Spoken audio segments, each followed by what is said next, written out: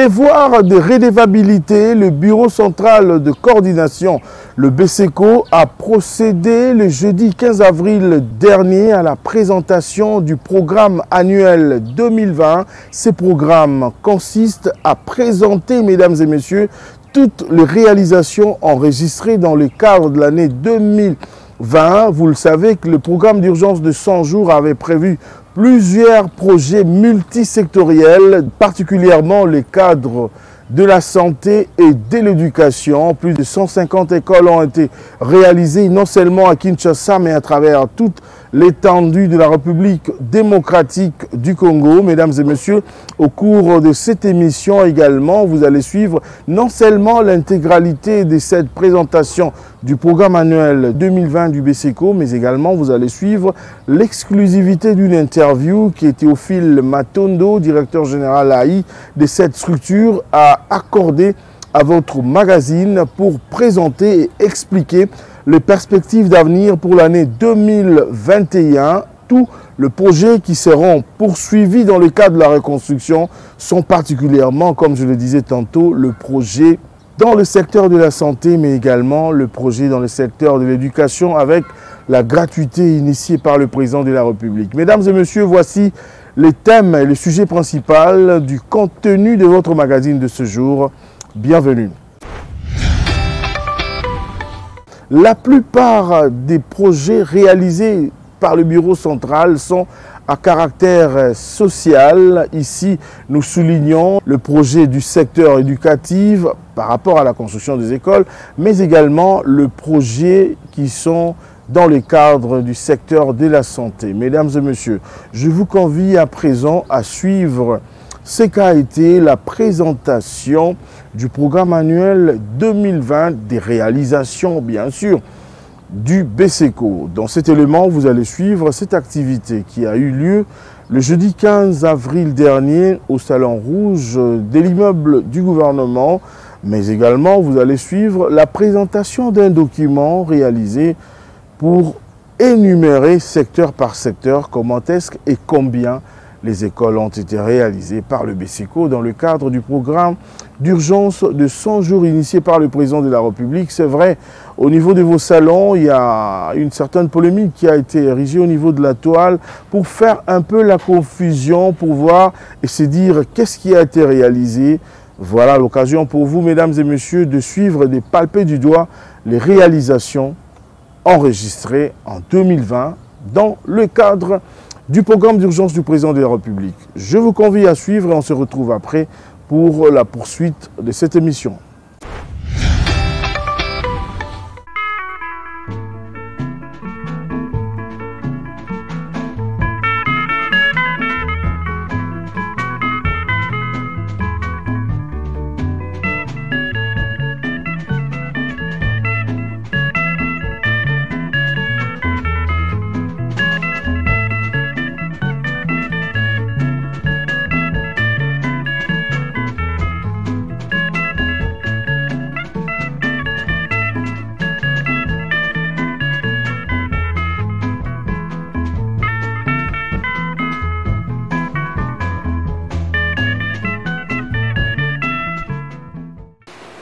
L'honneur me soit en ce jour de vous accueillir au nom du comité de direction élargie du Bureau central de coordination à l'occasion de la présentation du rapport annuel 2020, le 18e depuis le premier rapport lancé en 2023.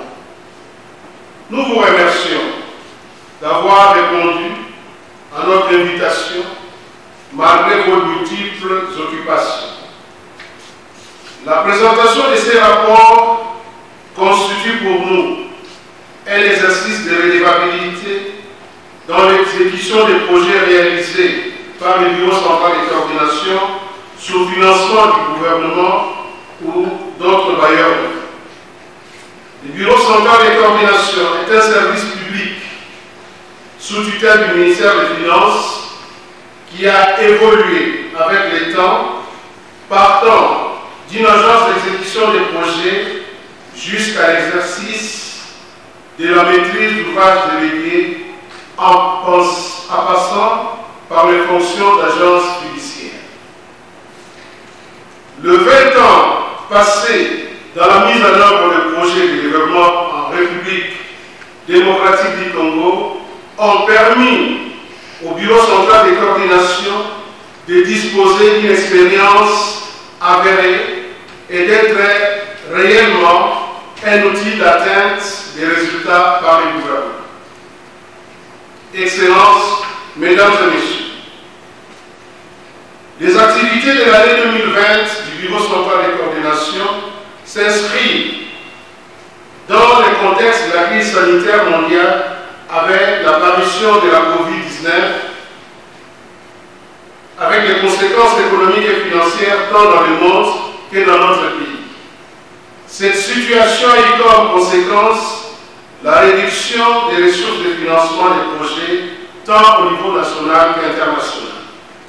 Face à ces tableaux plutôt alarmants dans son ensemble, le Bureau central de coordination n'a pas du tout connu un tas d'arrêts de ses activités, tenant ainsi à faire preuve de responsabilité et à rester fidèle à sa mission d'accompagnement du gouvernement dans ses actions de développement.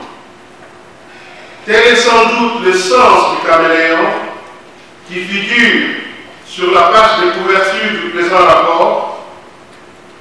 Caméléon, symbole de résilience et d'une extraordinaire capacité d'adaptation aux contingences les plus difficiles.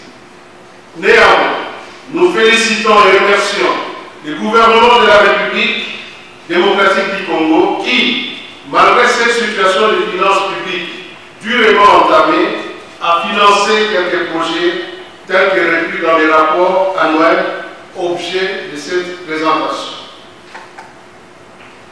Excellences, Mesdames et Messieurs, le rapport présenté ce jour renseigne sur les différentes actions engagées dans le cadre de la gestion des projets confiés au Bureau central de coordination, notamment la passation des marchés, la gestion technique des opérations, ainsi que la gestion financière et comptable.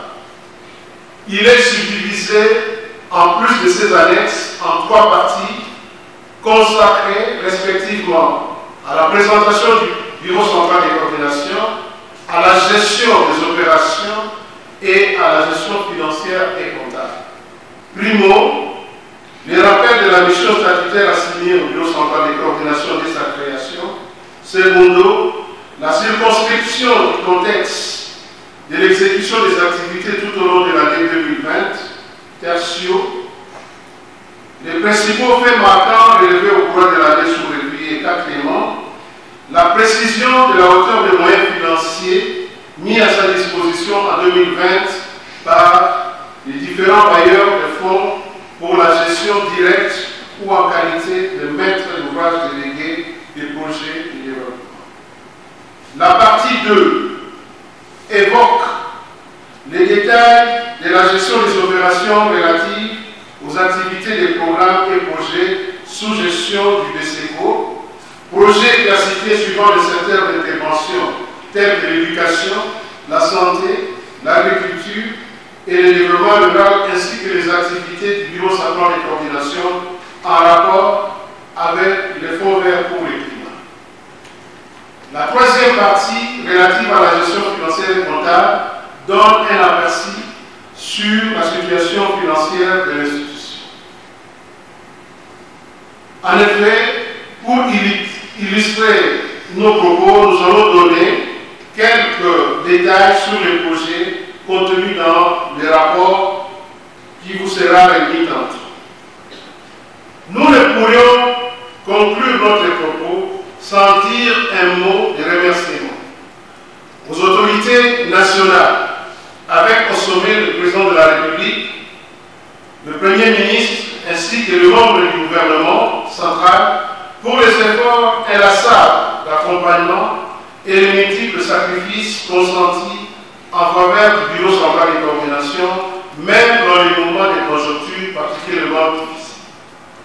Les BCECO fondent tous ces espoirs en la solitude du gouvernement, particulièrement pour cette année 2021, qui marque son 20e anniversaire d'existence pour voir aboutir le processus de sanitation afin de mieux pérenniser ces actions et assurer un plein épanouissement. Que vive le BESECO, je vous remercie.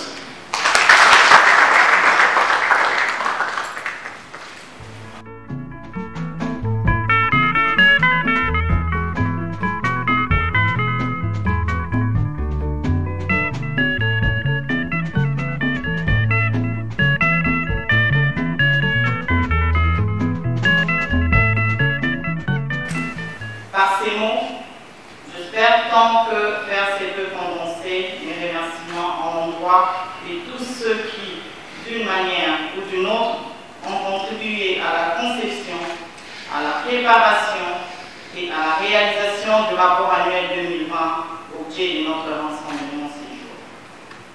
De prime abord, ici est d'exprimer ma gratitude au directeur général ainsi qu'au comité de direction élargi pour avoir jeté leur dévolu sur le comité de rédaction du rapport annuel 2020, dont nous en avons eu la modestie d'assumer la présidence. Trouvez ici l'expression de nos profonds remerciements. Dans cette même optique, comment ne pas reconnaître le mérite, le dynamisme et surtout la disponibilité à ceux qui n'ont ménagé aucun effort pour plonger leurs précieuses plumes dans crier enfin de donner chair à ces travails de longue haleine. La particularité de l'année de rédaction du dit rapport a été marquée par les effets corollaires de la pandémie de Covid-19. Mais cela n'a pas constitué un obstacle pour les guerriers déterminés à obtenir le meilleur résultat dans le meilleur délai. Chers membres du comité de rédaction du rapport annuel 2020, je vous dois une fière chandelle. Le rapport annuel présenté ce jour est le prélude d'une série d'activités marquant la décennie d'existence du Bureau central de coordination. Pour clore mon propos, je voudrais bien souhaiter au prochain comité de rédaction un fructueux travail dans la continuité des actions et des initiatives. Je vous remercie.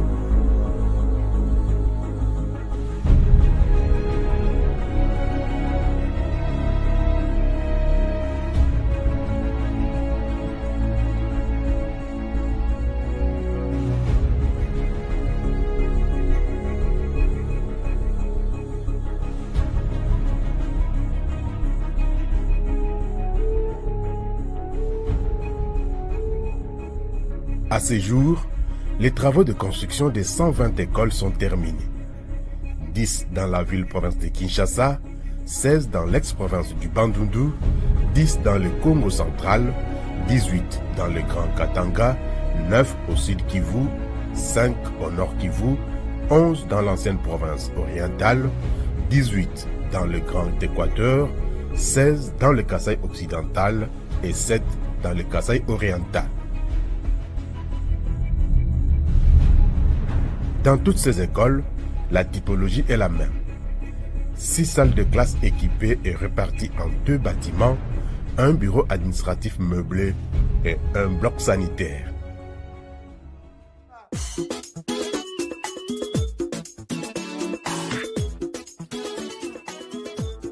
Kinshasa, capitale et siège des institutions de la République. Les élèves de l'EP1 Kintambo et de l'EPA Bumbu, dans leurs communes respectives, ont oublié leur hangar pour de nouvelles salles de classe confortables à la rentrée scolaire 2019-2020.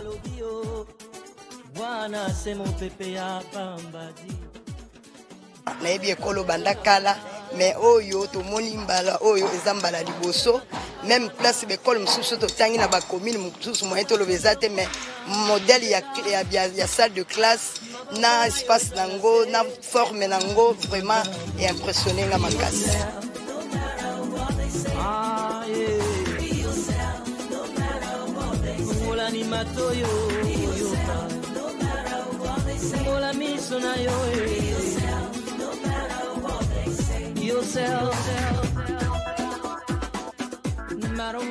Dans la commune d'Ndjili, au quartier 2, ce bâtiment qui date de la Deuxième République à l'épée Mampuka a laissé la place à ces deux nouveaux bâtiments, tout comme à l'Institut technique agricole d'Ndjili au quartier 7, où enseignants et élèves peuvent travailler et étudier dans de bonnes conditions. Ils ont l'impression d'avoir quitté l'Égypte pour la terre promise, Canaan. tosepeli po ete basaleli biso babatima ya kitoko oyo parents nyonso ntango aye kokomisa mwana lobi wa baklasse bakotangela yango wa bilatrine yango ezopesa esengo. En plus de cela tosepeli lisusu puisque école na biso ezwi valeur. Dans la commune de Matete, à 18 km du centre-ville de Kinshasa, au quartier des Bonhommes, l'école Sainte Trinité a fait exception par manque d'espace en voyant ces deux bâtiments construits en étage. Kimbanseke, l'une des municipalités les plus peuplées à Kinshasa, n'a pas été oubliée dans le cadre du programme d'urgence des 100 jours du chef de l'État. Les écoles primaires Mpumunketo, Mokali et Mbono ont connu une métamorphose totale grâce au programme des 100 jours du président de la République.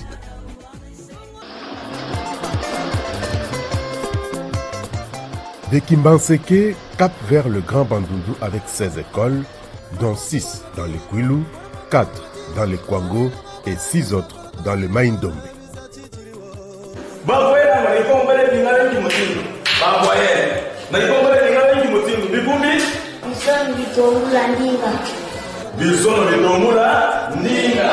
Ce sont les élèves de l'épée Tchakala Nzadi dans la localité de Tatiala, secteur de Kolokoso, territoire de Kenge dans le Kwango. Ils sont satisfaits de leurs nouvelles conditions de travail et d'études, tout comme les enseignants d'ailleurs.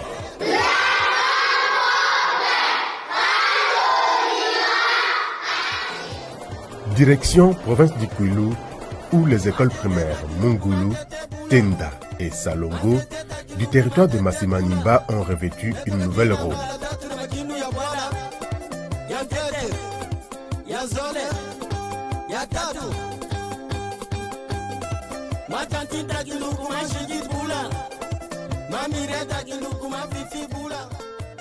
Dans les territoires de Gungu, la reconstruction et la réhabilitation des écoles primaires Kilamba et Goufwa Goubila ont complètement changé les visages de leurs secteurs respectifs.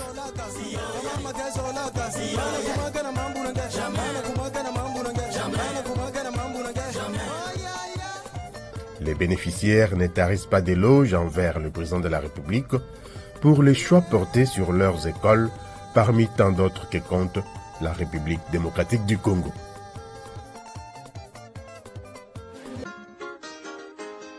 Province du Congo central, territoire d'Mbanza-Ngungu, réputé pour son climat agréable et son brouillard hivernal.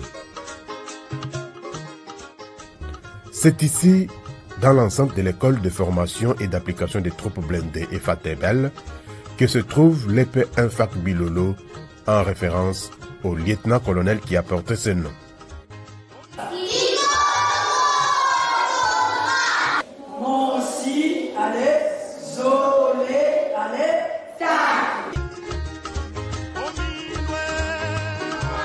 L'épée Lokala Ngemba, située dans la cité de la cimenterie de Lokala, a elle aussi goûter au miel du programme d'urgence des 100 jours du président de la République. Tout est donc réuni pour assurer un bon encadrement des élèves, l'avenir de la RDC.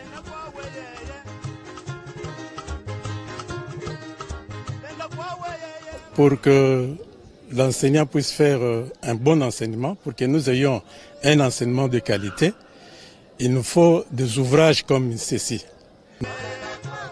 12 km plus loin, dans le territoire de Songololo à Kimpese, 2 écoles ont été reconstruites et réhabilitées, l'EP Manzondi et l'Institut Dialungana. Le Grand Katanga a aussi tiré son épingle du jeu. Dans la province qui préfère du Haut-Katanga, 6 écoles reconstruites, modernisées et équipées, suivant le même standard. Aux confins du territoire de Mitoaba, à plus de 300 km de Lubumbashi, chef-lieu de province, dans les villages Kialoé et Sampoué, les instituts Chit, Kyubo et Lubebe sont passés en un clic à la modernité grâce au programme d'urgence des 100 jours, au grand bonheur des bénéficiaires. La province du Lualaba n'était pas en reste dans cette répartition. Les enfants qui hier étaient attirés par les mines que par l'école ont repris le chemin de l'école grâce à l'amélioration des conditions d'études et à la gratuité de l'éducation de base.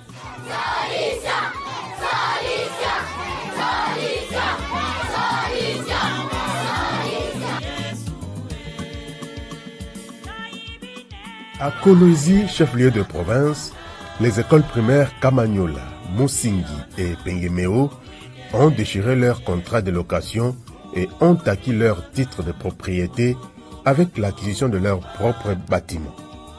Aujourd'hui, parents, personnel enseignant et même les élèves n'en croient pas à leurs yeux. Nous avons maintenant un bijou, l'EP Musingi sera aussi une école à l'aise et viable. Les parents se disputent pour venir faire inscrire les enfants chez nous. Autrefois appelée la Suisse de l'Afrique à cause de son climat tempéré et ses montagnes toujours verdoyantes où broutent les vaches en très bonne santé, la province du Sud Kivu est aujourd'hui fière de ses 8 écoles reconstruites et équipées dans le cadre de ce programme d'urgence de 100 jours. Dans la ville de Bukavu par exemple, l'école primaire Bingwa dans la commune de Bagira et l'Institut Makungu de Panzi ont vu leurs conditions d'encadrement des élèves améliorées avec une incidence positive sur le nombre d'écoliers et des classes opérationnelles. Dans le territoire de Walungu, chefferie de Kaziba, les écoles primaires Kahere, Chihumba, Chirimiro et Kacheke, Moguka ont elles aussi savouré le fruit de la reconstruction et réhabilitation des infrastructures scolaires.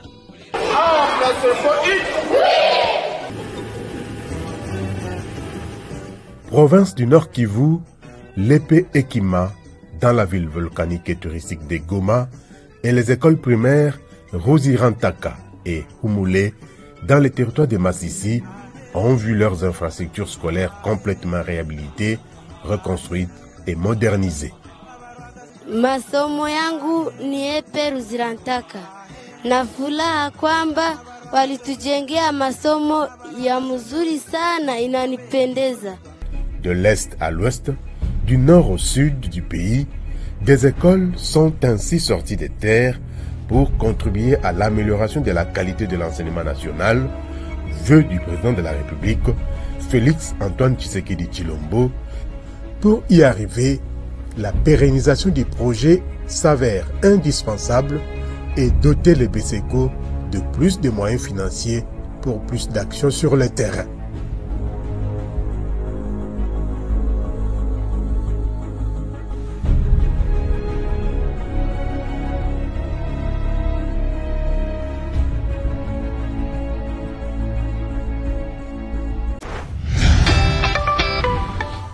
Perspective d'avenir, le projet de construction et de réhabilitation des infrastructures à caractère social devront se poursuivre pour cette année, envie de doter à la population des infrastructures des bases et des qualités. Théophile Matondo, directeur général AI du BESECO, explique ici les perspectives d'avenir et comment est-ce que le projet devront se poursuivre dans les jours à venir. Mesdames et messieurs, je vous convie encore une fois de plus de suivre cette interview exclusive que Théophile Matondo nous a accordée.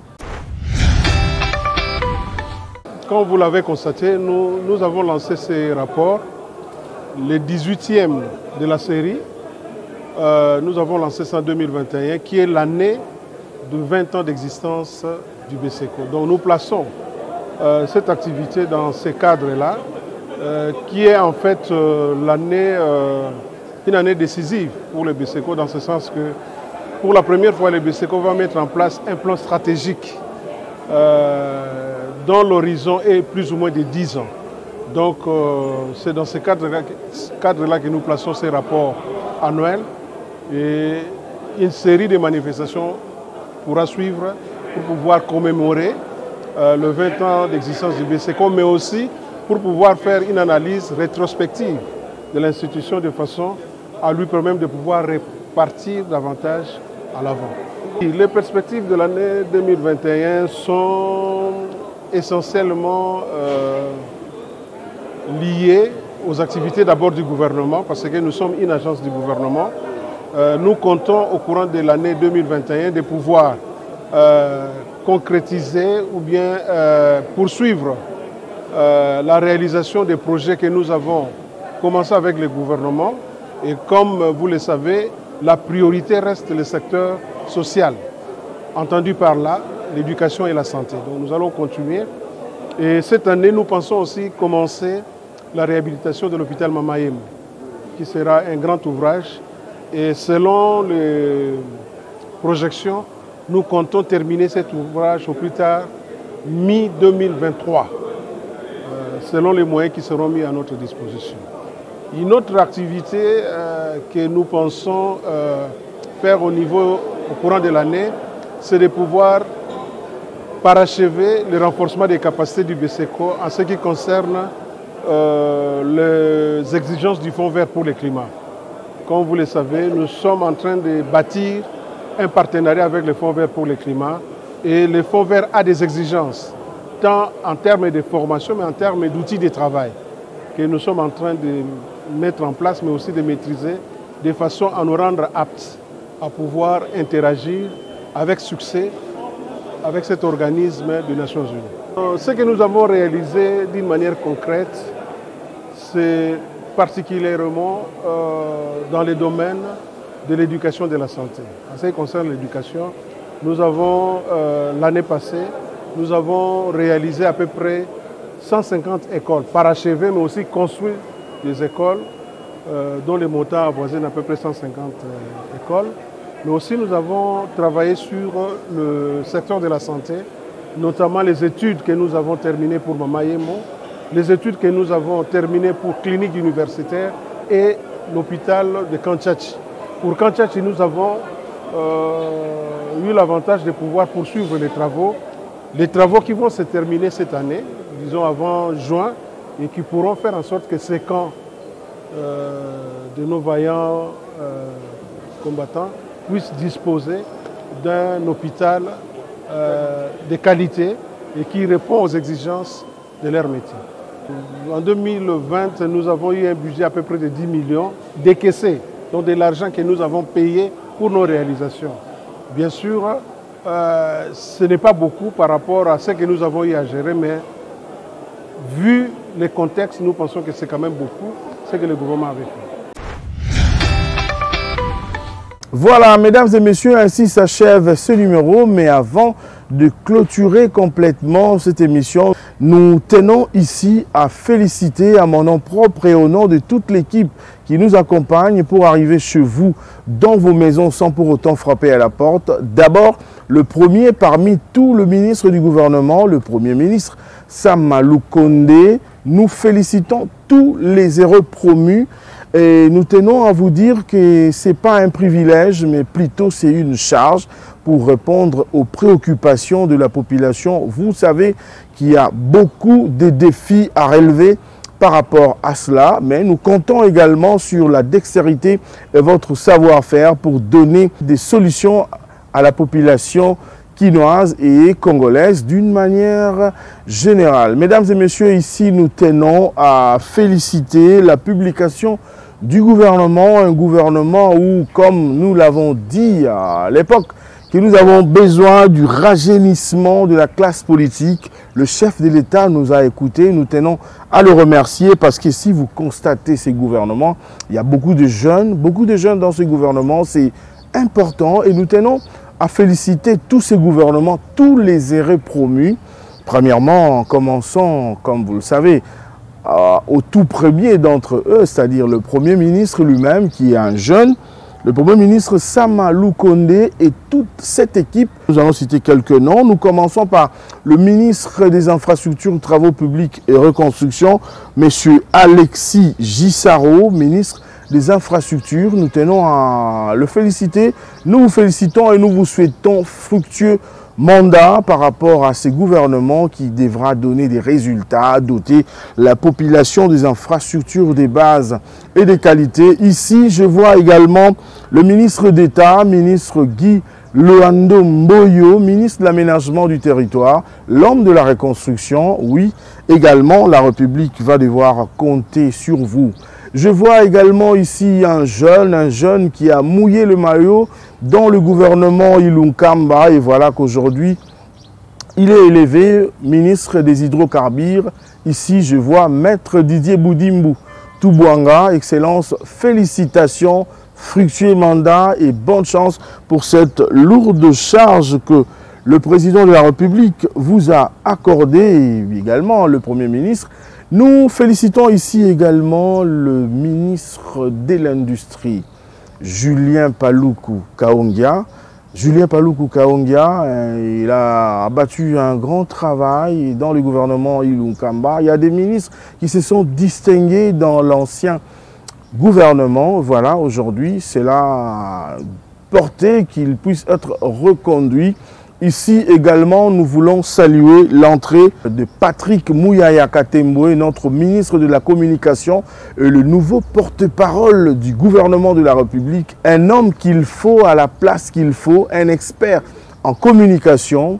Et je suis sûr et fier de vous, je sais que le résultat seront vraiment palpables. Nous tenons ici également à féliciter les ministres de Transport et Voies de Communication, Chéribin Okende, les ministres de l'Enseignement supérieur et universitaire, Moïndo Nzangi. Vous êtes tellement nombreux, à vous toutes et à vous tous. Nous tenons à vous féliciter. La République démocratique du Congo, particulièrement la population, attend de vous les résultats par rapport aux urgences. Vous savez que tout est urgent ici, en République démocratique du Congo. Mesdames et messieurs, intégration régionale également. Ici, je vois Maître Didier Mazenga Mukanzu, hydrocarbures, comme je venais de le dire, Maître Didier Boudimbu Toubouanga. Encore une fois de plus, félicitations. Le ministre Moïse Olivier, lui, il est ministre de l'énergie. Nous vous félicitons également. Commerce extérieur, voilà quelqu'un qui a été reconduit, encore une fois de plus, Jean-Lucien Boussa. Félicitations Moukouboua pour le travail que vous réalisez pour la République démocratique du Congo.